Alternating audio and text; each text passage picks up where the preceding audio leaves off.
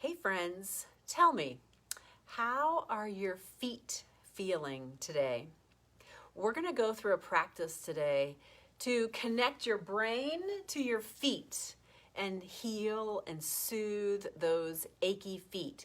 So I'm down on the floor because I'm going to direct all of the attention to my feet. So you're going to hear my voice, but you're not going to see my face. You're going to see my feet. So you might want to kick off your shoes, kick off your socks, and join me for a little foot practice today. I'm Stephanie Carter Kelly. I'm here today with Virtual Care. That's care with a K. And we are available for all of your online or telehealth, physical therapy, occupational therapy, and speech therapy needs. So you don't have to be in pain. So let's talk today a little bit more about your feet. I'm going to come up here, but I'm going to direct you to my foot. There it is. So a little block or a little book would be good for this practice today. I have another, there we go. I want everybody to be able to see my feet.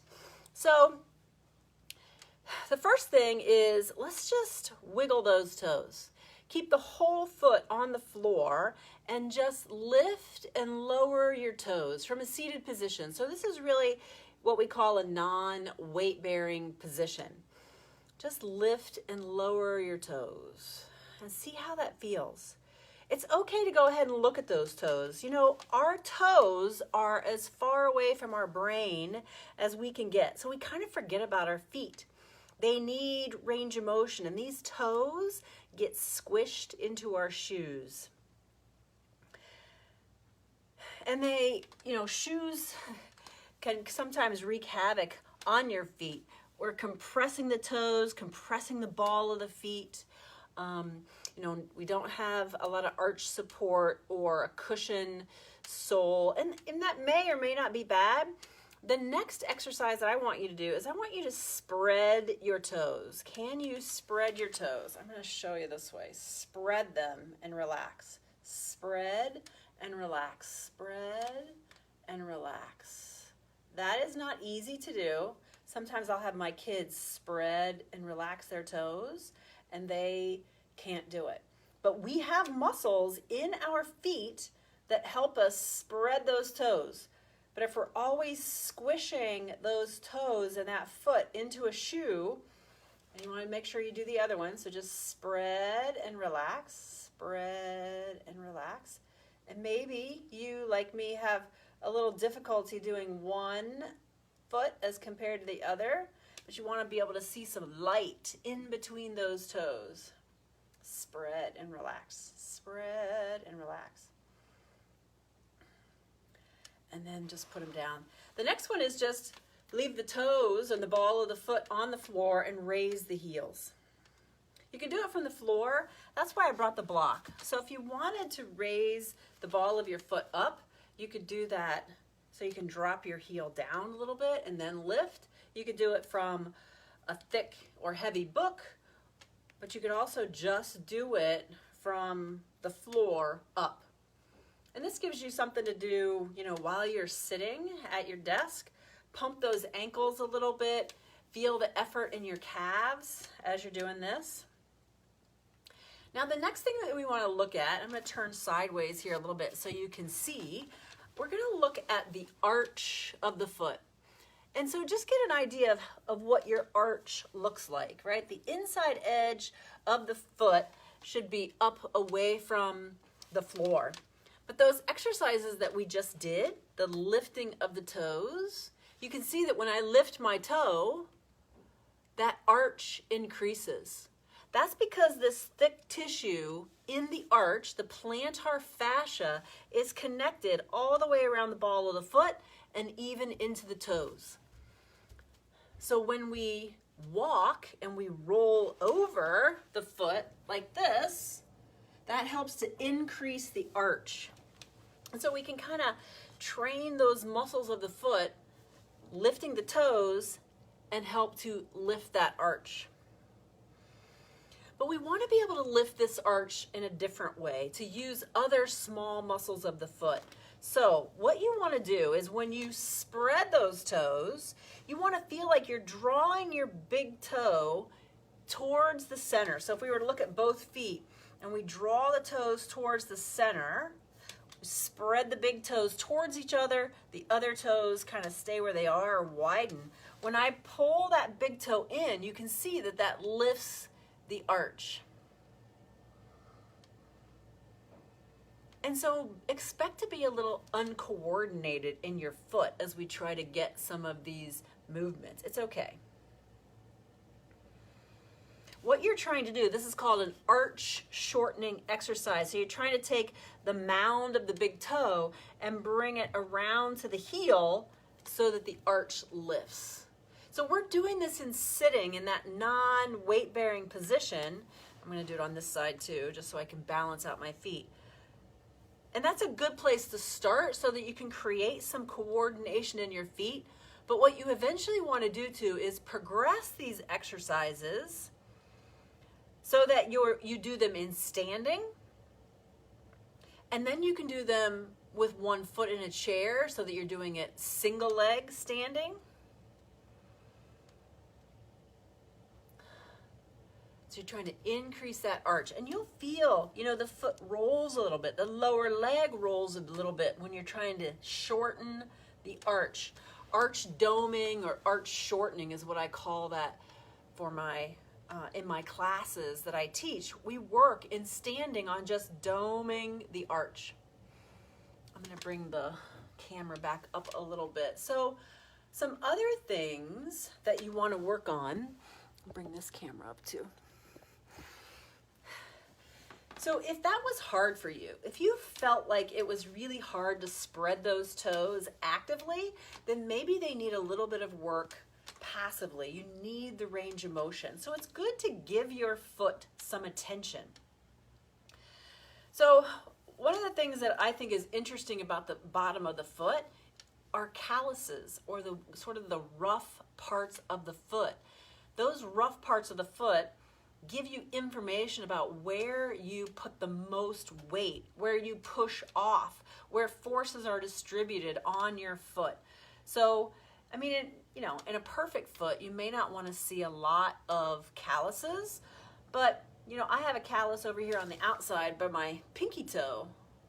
And so it's somewhere, I feel like when I'm doing yoga on my mat, I have a tendency to push from this outside part, and I've developed a callus on that side. A lot of people have a callus on the inside edge of the big toe.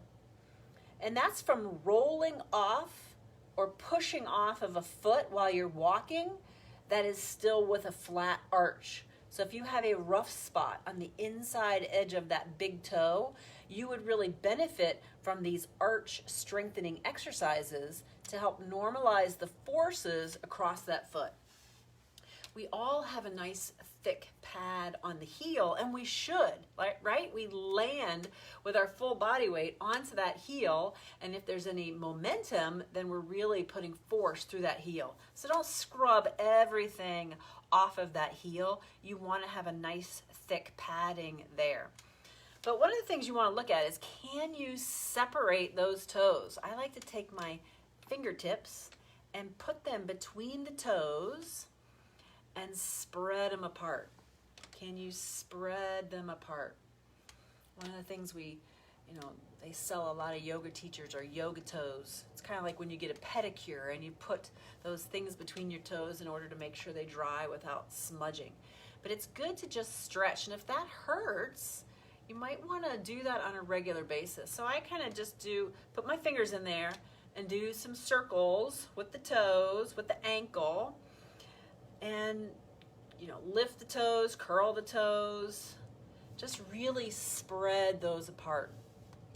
In the ball of the foot, we have the end of the long bone of the foot, the metatarsals.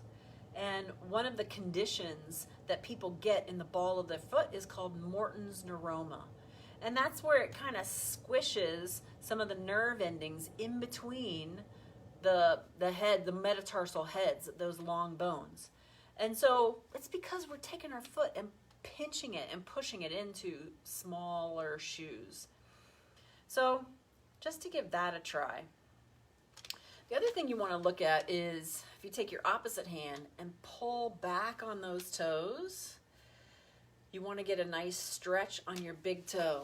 You want to be able to make almost a right angle between the big toe and the rest of the foot. And as you pull on that big toe, you'll feel how that tissue, that plantar fascia, gets a little bit tighter.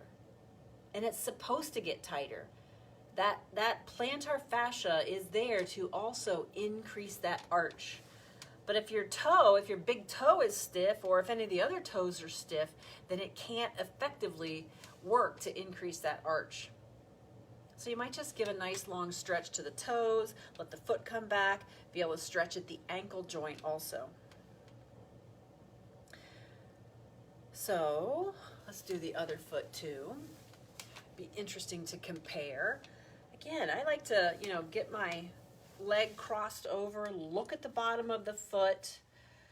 If you have any sensation loss in the bottom of the foot, this is something that you want to do on a regular basis.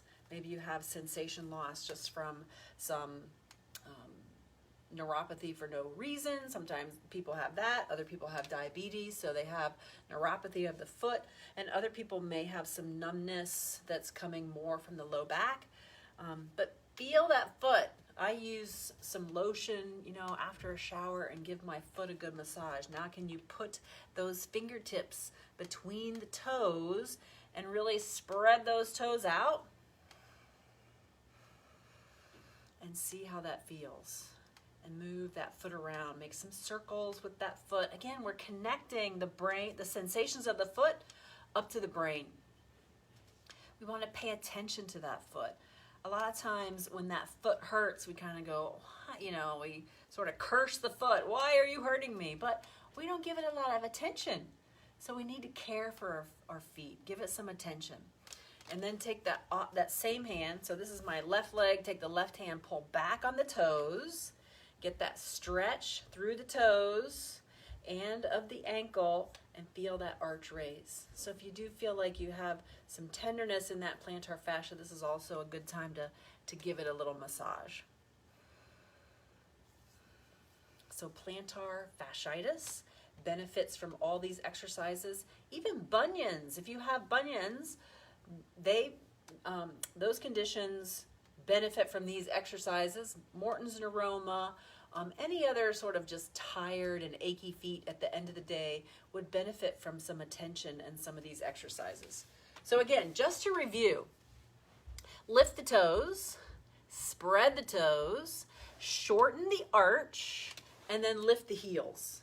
Those are really the 4 active exercises that will bring some strength into those arches so that by the end of the day, they're not tired and achy.